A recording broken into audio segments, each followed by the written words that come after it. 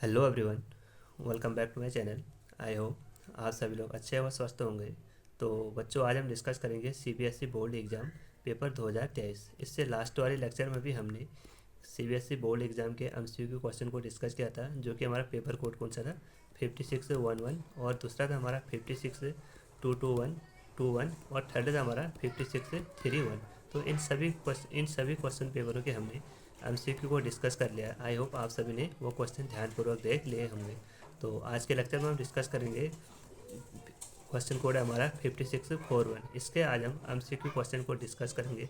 तो हम सभी जानते हैं कि हमारे बोर्ड एग्जाम में टोटल 18 एमसीक्यू क्वेश्चन आते हैं, जिसमें से हमारे 14 तो एमसीक्यू बेस्ड क्वेश्चन होते हैं और जो हमारे 15 से 18 तक होते हैं वो हमारे असर्शन और रीजन पर बेस्ड होते हैं। तो आइए डिस्कस करते हैं इन सभी क्वेश्चनों को वन बाय वन। तो यहाँ पे सबसे फर्स्ट क्वेश्चन है हमारा सॉल्यूशन वाले टॉपिक से। यहाँ पे हमको बता रहा है कि एक कंपाउंड है अंडर को कंप्लीट टेट्रामेराइजेशन। एक कंपाउंड है जिसका कंप्लीट टेट्रामेराइजेशन हो गया एक गिवन सॉल्वेंट में, तो वहाँ पे हमको उसका वन टॉप फैक्टर बताना है। वहाँ पे हमको उसका वन टॉप फैक्टर बताना है। सपोज यहाँ पे हमारा कोई एक मॉलिक्यूल है, तो उसका क्या हो गया, एसोसिएशन हो गया। उसका क्या हो गया, हमारा एसोसिएशन हो गया, यानी टेट्रामेराइजेशन हो गया। तो सपोज इनिशियली इसका 1 मोल है, तो फाइनल कितना हो गया इसका 4 मोल। फाइनल कितना हो गया इसका, एक मिनट सपोज इसका इनिशियली कितना हो गया, सपोज इसका इनिशियली कितना हमारा 4 है, तो इसका फाइनल कितना बन गया हमारा 1। तो वन टॉप फैक्टर इसका क्या निकल जाएगा, 1/4। तो 1/4 यानी 0.25। तो कौन सा ऑप्शन है, ऑप्शन नंबर बी इसका राइट आंसर है। सपोज यहाँ पे कोई रिएक्शन क्या हमारी 4A है, तो उसका टेट्रामेराइजेशन हो गया, यानी वो रिएक्शन क्या होगी, हमारी ऐड होगी। तो उसका one top initially factor, one top first में तो उसका 4 है, और जैसे वो टेट्रामेराइज हो गया तो उसका वन टॉप फैक्टर क्या हो गया, हमारा 1 हो गया। तो हम सभी जानते हैं कि जब हमारा जो वन टॉप फैक्टर है वो डिसोसिएशन के लिए तो ग्रेटर देन, उसकी वैल्यू ग्रेटर देन 1 आती है, और एसोसिएशन के लिए उसकी वैल्यू लेस देन 1 आती है। तो यहाँ पे देखो 1 से कम है, 1 से यहाँ पे इसकी वैल्यू क्या है, कम है। तो इसका ऑप्शन कौन सा हो गया हमारा 0.25। उसके बाद यहाँ पे हमारा एक फॉर्मूला बेस्ड है काइनेटिक्स टॉपिक से। यहाँ पे पूछ रहा है the one top factor of a zero the half life of a zero order reaction is. तो जीरो ऑर्डर रिएक्शन के लिए हाफ लाइफ क्या होता है, t half is equal to A0/2K, but यहाँ पे लिखा है R। तो इसका कौन सा ऑप्शन से हो गया, ऑप्शन नंबर डी इसका राइट आंसर हो गया। T half is equal to A0/2K। तो यहाँ पे A0 क्या है, यानी R0 क्या है, initial concentration of the reactant, और के क्या है यहाँ पे रेट कांस्टेंट है। तो यहाँ पे देखो जो टी हाफ है यानी हाफ लाइफ है वो सीधे किस पे डिपेंड कर रहा है, initial concentration of the reactant पे डिपेंड कर रहा है। और एक होता है हमारा फर्स्ट ऑर्डर रिएक्शन के लिए, उसका हाफ लाइफ होता है हमारा t half is equal to 0.693/K। तो यहाँ पे देखो जो टी हाफ है वो इनिशियल कंसनट्रेशन पे डिपेंड नहीं कर रहा है। तो ये था हमारा इसका आंसर, ठीक है। उसके बाद यहाँ पे थर्ड क्वेश्चन है। यहाँ पे हमको बताना है कि विच of the following structure represent the alpha D glucose. यहाँ पे हमको बताना है कि कौन सा स्ट्रक्चर अल्फा डी ग्लूकोज को शो करता है। तो इसको हम सबसे पहले इसका ओपन अप फॉर्म लिखेंगे ग्लूकोज का फॉर्मूला क्या होता है हमारा, ग्लूकोज का फॉर्मूला होता है हमारा C6H12O6। जब हम इसको ओपन अप फॉर्म में लिखते हैं तो इसका स्ट्रक्चर बनता है हमारा CHOOH। उसके बाद यहाँ पे बनता है HOH एंड ये बनेगा OH उसके बाद यहाँ पे OH एंड यहाँ पे CH2OH।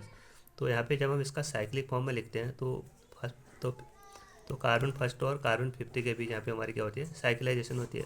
तो ये हो गया हमारा कार्बन फर्स्ट और यहाँ पे हो गया हमारा कार्बन फोर्थ। तो यहाँ पे हमारा साइक्लाइजेशन होता है, तो यहाँ पे हमारा एक अलग से कंपाउंड ऑपरेंड होता है, जैसे CHOH, ये हो गया हमारा H, और उसके बाद यहाँ क्या हो गया हमारा CHOH और उसके बाद थर्ड कार्बन CHOH, और उसके बाद फोर्थ कार्बन COH और फिफ्थ कार्बन, और लास्ट में हो गया हमारा CH2OH। और फिफ्थ कार्बन पे क्या हो रहा है, यहाँ पे ऑक्सीजन यानी ग्लाइकोसिडिक लिंकेज यहाँ पे होती है O।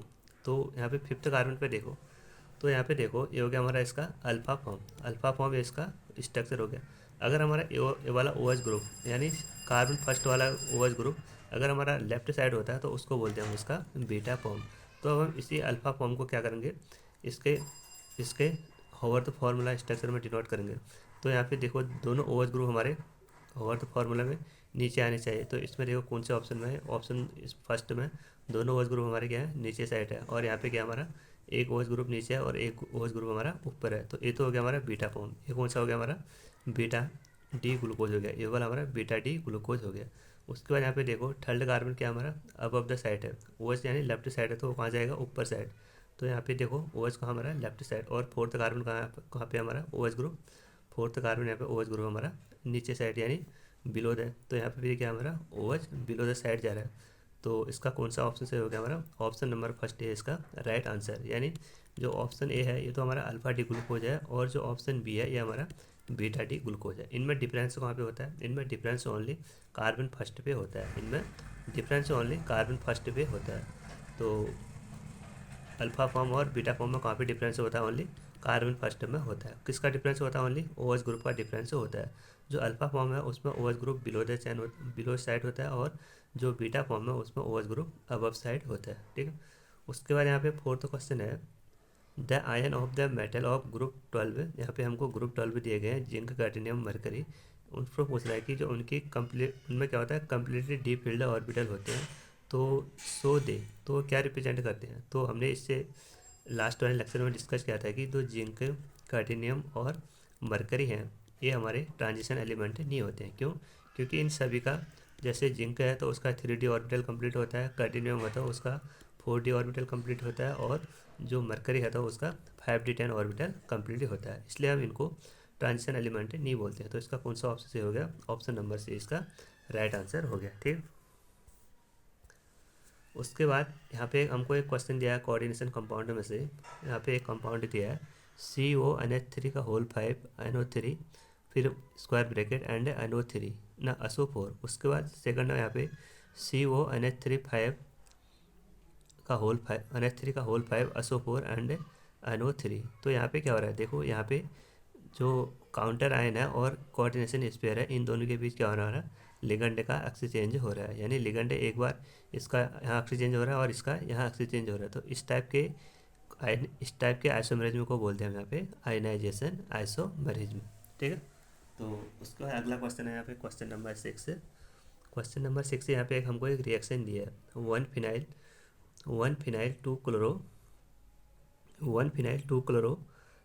2 क्लोरोप्रोपेन की रिएक्शन करनी है यहाँ पे अल्कोहलिक क्योच के साथ। तो यहाँ पे देखो ये हो गया हमारा 1 फिनाइल, उसके बाद CH2 CH3, और उसके बाद इसके सेकंड पोजीशन पे क्या है? यहाँ पे सेकंड पोजीशन पे यहाँ पे हमारा Cl ग्रुप। ठीक है।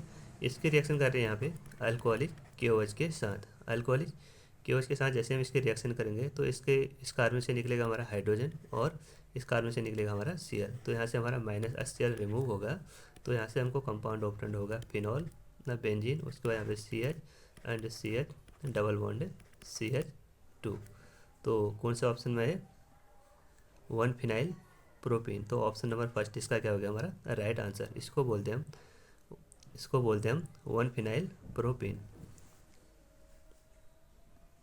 1 फिनाइल प्रोपीन इसका क्या हो गया राइट आंसर हो गया। ठीक है। उसके बाद यहाँ पे ऑप्शन नंबर 7 है, ये भी हमारा अल्कोहल और फिनॉल वाले टॉपिक से है। उसमें पूछ रहा है जब हम डायथिल ईथर की reaction excess of hydrogen iodide के साथ करते हैं तो वहाँ पे हमको कौन सा कंपाउंड ऑप्टेंड होता है? तो वहाँ पे हमको इथाइल आयोडाइड कंपाउंड ऑप्टेंड होता है। कैसे होता है? देखो CH3O CO3 यहाँ पे हो गया C2H5 एंड C2H5। जैसे हम इसकी रिएक्शन HI के साथ करेंगे एक्सेस में, तो यहाँ पे हमको एक कंपाउंड ऑप्टेंड होगा। सबसे पहले C2H5OH, और दूसरा होता है हमको यहाँ पे C2H5I। बट यहाँ पे हमको क्या है?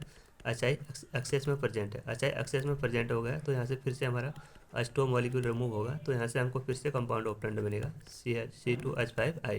यानी यहाँ पे इथाइल आयोडाइड कंपाउंड ऑप्टेंड होता है। ठीक। यहाँ पे एथेनॉल भी दिया है। बहुत से स्टूडेंट इसमें टिक करके आते हैं, जो कि ऑप्शन नंबर हमारा गलत है, क्योंकि यहाँ पे जो HI वो किस में है? HI यहाँ पे एक्सेस अमाउंट में प्रेजेंट है। तो एक्सेस अमाउंट में प्रेजेंट है तो कम्प्लीटली आयोडाइड में कन्वर्ट कर देता है। उसके बाद यहाँ पे रिएक्शन हमारी the reduction of ethyl nitride का फॉर्मूला क्या होता है? CH3C triple bond N। तो जैसे हम इसकी रिएक्शन सोडियम के साथ करते हैं in the presence of C2H5OH, तो यहाँ पे क्या होता है? ये हमारा एक रिड्यूसिंग एजेंट है, और इस रिएक्शन को बोलते हैं हम मैडिस रिएक्शन। इस रिएक्शन को क्या बोलते हैं हम?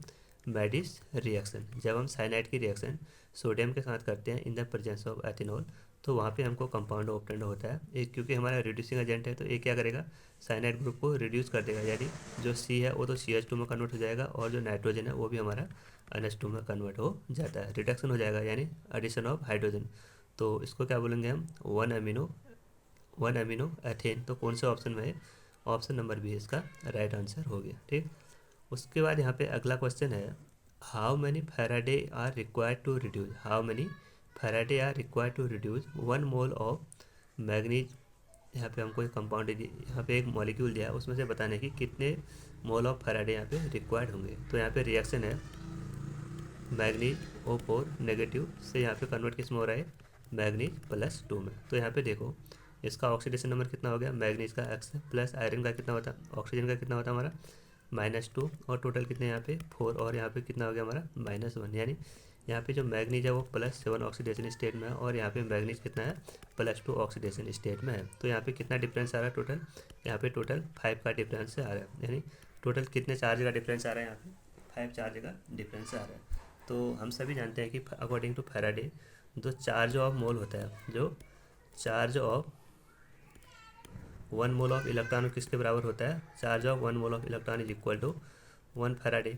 1 फैराडे को हम क्या बोलते हैं, charge of 1 mole of electron. तो यहाँ पे टोटल कितने इलेक्ट्रॉन आ रहे हैं, 1 मोल ऑफ इलेक्ट्रॉन। तो यहाँ पे टोटल कितने इलेक्ट्रॉन है हमारे 5, तो उसकी वैल्यू कितनी हमारे, देखो 1 मोल चार्ज किसके बराबर है, 1 फैराडे के बराबर। तो 5 मोल फैराडे, तो 5 मोल चार्ज किसके बराबर होगा, 5 मोल चार्ज किसके बराबर होगा, 5 फैराडे के बराबर। तो कौन सा ऑप्शन में है, ऑप्शन नंबर डी इसका राइट आंसर हो गया। ठीक है, उसके बाद यहाँ पे देखो question number 10, in a reaction the initial concentration of the reactant increase 4 fold and the rate becomes 16 time in its initial value, the order of the reaction. Suppose यहाँ पे हमारी कोई रिएक्शन है R is equal to K A⁴ है।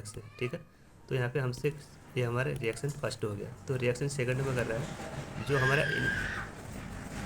जो यहाँ पे initial concentration है रिएक्टेंट का वो 4 टाइम इंक्रीज हो गया। ये हो गया हमारा सपोज 4A⁴ है, 4A⁴ है। और जो रिएक्टेंट है वो कितना, जो रिएक्शन वो कितना इंक्रीज हो रहा है, रिएक्शन हो रहा है हमारा यहाँ पे 16 टाइम इंक्रीज। तो यहाँ से आप शॉर्टली क्या करोगे, 16 इज इक्वल टू 4A⁴ है, 4A⁴ है। तो यहाँ पे देखो सपोज यहाँ पे हमारा 4x हो गया और यहाँ पे हो गया हमारा 16। तो यहाँ पे हम क्या करेंगे, दोनों की वैल्यू को सेम करेंगे। तो दोनों की वैल्यू को सेम करेंगे तो ये हो गया हमारा 4⁴ इंटू 4x। तो यहाँ पे देखो x की वैल्यू कितनी आ रही है हमारी 2, तो x की वैल्यू कितनी आ रही है यहाँ पे 2। तो कौन सा ऑर्डर हो गया, सेकंड ऑर्डर रिएक्शन। तो 10 का कौन सा ऑप्शन से हो गया, ऑप्शन नंबर सेकंड इसका राइट, ऑप्शन नंबर फर्स्ट इसका राइट आंसर होगा। उसके बाद यहाँ पे है on hydrolysis which of the following carbohydrate give only glucose. तो इसको कल के लेक्चर में भी हमने डिस्कस किया था कि जब हम कौन से हाइड्रोकार्बन का जब हम हाइड्रोलिसिस करते हैं तो ओनली ग्लूकोज ऑप्टेंड होता है।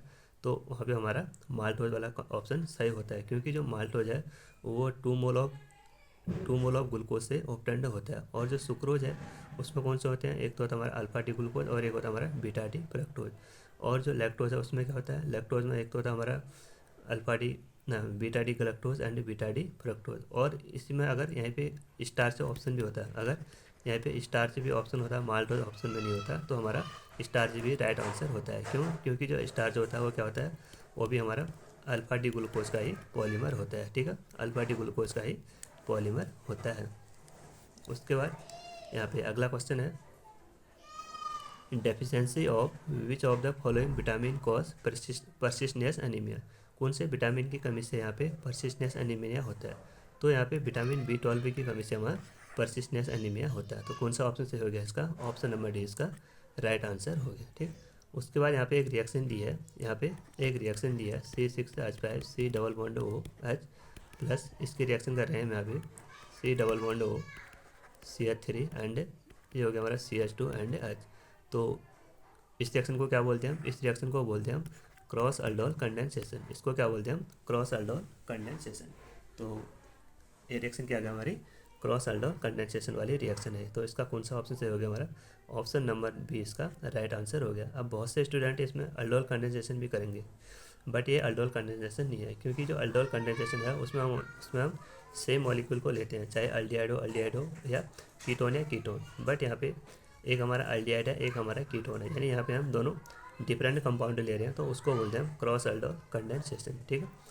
उसके बाद क्वेश्चन नंबर 14 है यहाँ पे, in which of the following metal, in which of the following central metal exhibit oxidation state of +3। तो इसमें से कौन सा सेंट्रल मेटल एटम की ऑक्सीडेशन स्टेट +3 होती है। तो इसमें सबसे पहले फर्स्ट एलिमेंट क्या हमारा K2NiCN4। तो यहाँ पे जो पोटेशियम है उसका ऑक्सीडेशन नंबर होता है 1, तो यहाँ पे इसकी वैल्यू 2 है, तो 1 × 2 प्लस, और निकल का हमको निकालना है, मेटल है, और जो साइनाइड है उसका ऑक्सीडेशन नंबर होता है हमारा -1। तो यहाँ पे टोटल 4 है, तो -4 = 0। तो अक्सी की वैल्यू यहाँ पे कितनी आ गई, अक्सी की वैल्यू यहाँ पे आ गई हमारी +2। तो ये तो +2 ऑक्सीडेशन स्टेट शो कर रहा है, ठीक है। उसके बाद जो K4FeCN6 है, इसमें पोटेशियम का 4 हो गया और साइनाइड का -6 हो गया। तो ये हो गया हमारा, ये भी +2 ऑक्सीडेशन स्टेट शो कर रहा है। उसके बाद जो यहाँ पे CuNH3 4 +2 है, तो ये कितना करेगा, ये भी हमारा +2 ऑक्सीडेशन स्टेट शो कर रहा है। बट यहाँ पे जो हमारा आयरन है Fe और C2O4 का होल थ्राइस एंड 3 नेगेटिव। तो यहाँ पे देखो, ये तो हो गया हमारा सेंट्रल मेटल एटम, और जो हमारा 3 से मल्टीप्लाई करेंगे और जो ऑक्जेलेट होता है वो -2 ऑक्सीडेशन स्टेट शो करता है। तो ये हो गया हमारा -2 = -3। तो अक्स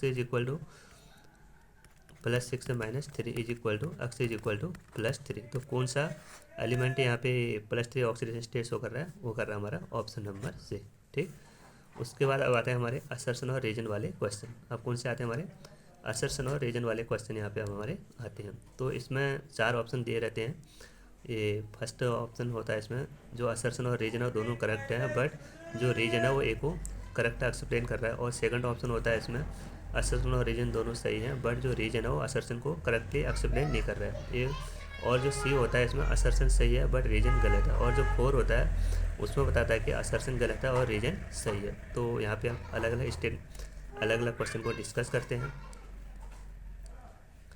तो यहाँ पे सबसे फर्स्ट है हमारा, देखो 1 NaCl is added to water. Suppose हमारा कोई सॉल्यूशन है, सॉल्वेंट है, जैसे हमने इसमें NaCl को ऐड किया, तो इससे क्या होगा, देखो उसका जो depression in freezing point observe, तो इससे क्या होगा, इसका जो फ्रीजिंग पॉइंट क्या होगा हमारा, डिक्रीज होता है। तो ये वाला ऑप्शन तो हमारा सही है, यानी असर्शन तो यहाँ पे सही है। उसके बाद सेकंड है यहाँ पे, lowering of vapour pressure of A solution cause depression in freezing point है, ये भी क्या हमारा ऑप्शन सही है। तो यानी ऑप्शन नंबर ए इसका क्या हो गया हमारा राइट आंसर है। जो आर है वो ए को करेक्टली एक्सप्लेन कर रहा है, ठीक।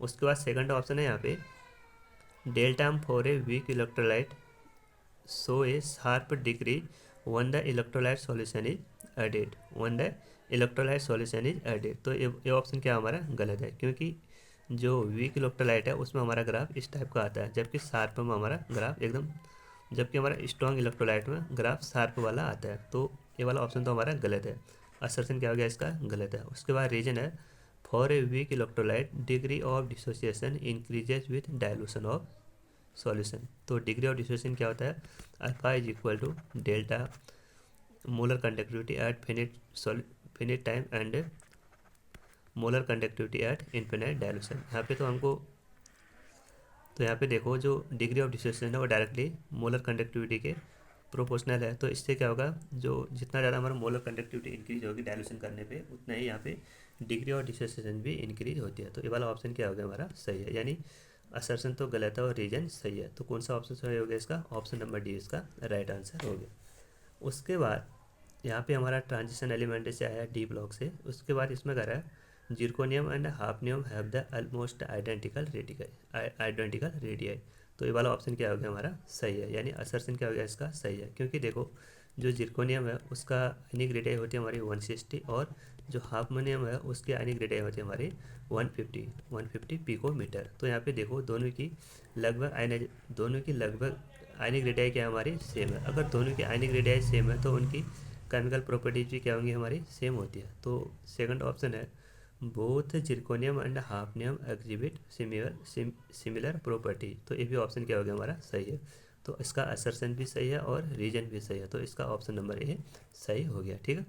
उसके बाद लास्ट यहाँ पे, monobromination of aniline can be conventionally done by protecting of amino group by acetylation. यहाँ पे हमसे करा है जब हम एनिलीन, ये हो गया हमारा एनिलीन, जब हम इसका ब्रोमिनेशन करते हैं तो हम उसका क्या करते हैं, वहाँ पे एसिटाइलेशन कर देते हैं। यानी जब हम एनिलीन की रिएक्शन एसिटिक एनहाइड्राइड के साथ करते हैं, जैसे CH3CO ओ CH3 के साथ करते हैं, तो यहाँ से क्या होगा, जो अगर NH2 ग्रुप का, अगर हम एनिलीन का डायरेक्ट ब्रोमिनेशन कर देंगे तो वहाँ पे हमको मल्टी सब्स्टिट्यूटेड प्रोडक्ट ऑपरेंड होते हैं पॉली वाले, क्योंकि जो NH2 ग्रुप वो क्या होता है हमारा, स्ट्रॉन्ग प्लस इफेक्ट शो करता है, तो उससे क्या होता है, तीनों आर्थो और पैरा पोजीशन को एक्टिवेट कर देता है।